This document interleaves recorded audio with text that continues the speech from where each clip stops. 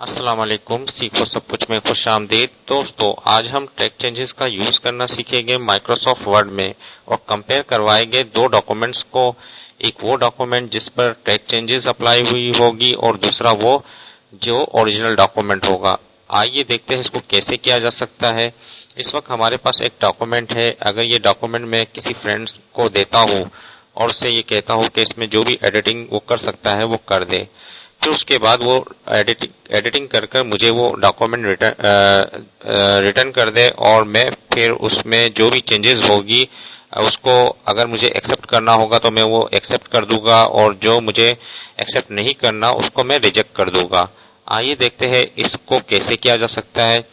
इस वक्त जो डॉक्यूमेंट है वो मैंने किसी फ्रेंड्स को दे दिया, तो फ्रेंड्स क्या करेगा कि वो रिव्यू पर आएगा और यहाँ से टेक्स्ट चेंजेस सबसे पहले अप्लाई कर देगा। इस वक्त ये टेक्स्ट चेंजेस एनेबल हो चुकी है और फिर उसके बाद वो जो भी एडिटिंग होगी वो कर देगा। अब फ्रेंड्स को लगता है कि कंप्यूटर हार्डवेयर बोल्ड होना चाहिए, तो वो होम पर आएगा और बोल्ड पर जैसे ही क्लिक करेगा तो इसने बता दिया कि फॉन्ट बोल्ड होना चाहिए। उसके बाद यहाँ से HDD लिखा हुआ है, यहाँ हार्ड डिस्क ड्राइव आना चाहिए ब्रैकेट में।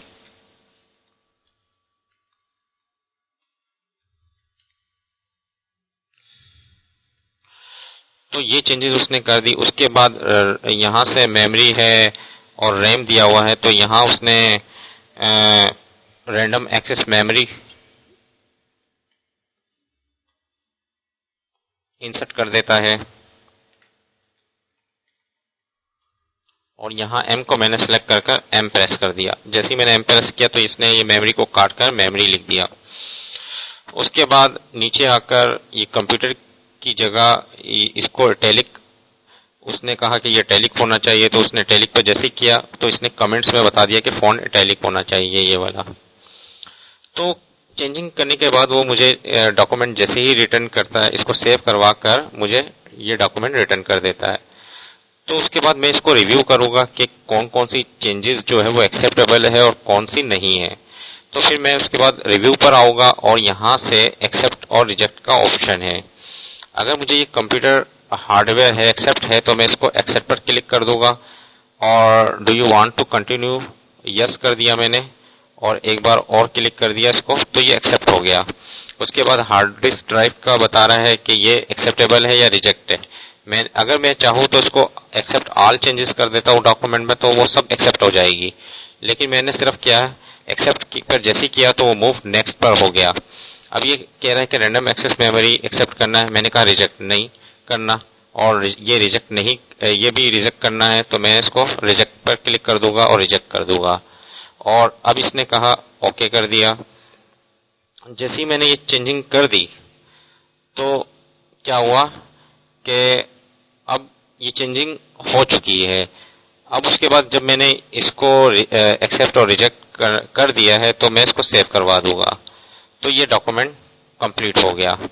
अब उसके बाद अगर मुझे ये देखना है कि कहाँ कहाँ टेक्स्ट चेंजेस अप्लाई हुई थी, तो इसके लिए मुझे सब कंपेयर करवाना पड़ेगा डॉक्यूमेंट को। जैसे ही मैं कंपेयर पर आता हूँ, इस वक्त ये क्या है, ट्यूटोरियल 10 कॉपी है। कंपेयर करवाता हूँ किससे, ओरिजिनल डॉक्यूमेंट जो था, ये सबसे पहले पूछा है कि ओरिजिनल डॉक्यूमेंट कौन सा था, ट्यूटोरियल 10 था। उसके बाद रिवाइज डॉक्यूमेंट जो कि ये वाला है ट्यूटोरियल 10 कॉपी का, जिस पर अभी हमने चेंजिंग की है, तो वो मैं सिलेक्ट कर लूंगा और ओके पर क्लिक कर दूंगा। तो ये दोनों डॉक्यूमेंट को कंपेयर कर देगा। इस वक्त ओरिजिनल डॉक्यूमेंट ये है और रिवाइज डॉक्यूमेंट ये है और इसमें कहाँ कहाँ टेक्स्ट चेंजेस हुई थी, तो वो यहाँ मुझे बता रहा है कि दोनों में जो डिफरेंस है वो यहाँ डिफरेंस था, तो वो सारा मुझे शो कर रहा है। तो देखिए दोस्तों, कितनी आसानी से आपने ये, और यहाँ भी आप देख सकते हैं कि main document changes and comments. तो सबसे पहले क्या है, जो वो मैंने किया था वो क्या किया था, बोल्ड किया था, तो वो बोल्ड बता रहा है। डिलीट जो मैंने किया, कॉमा को हार्ड डिस्क ड्राइव इंसर्ट किया, तो वो तमाम चेंजेस यहाँ डिस्प्ले कर रहा है। तो देखिए आप दोनों डॉक्यूमेंट्स को कंपेयर भी करवा सकते हैं। उम्मीद है कि वीडियो आपको बहुत पसंद आई होगी। लाइक और सब्सक्राइब करना मत भूलिएगा।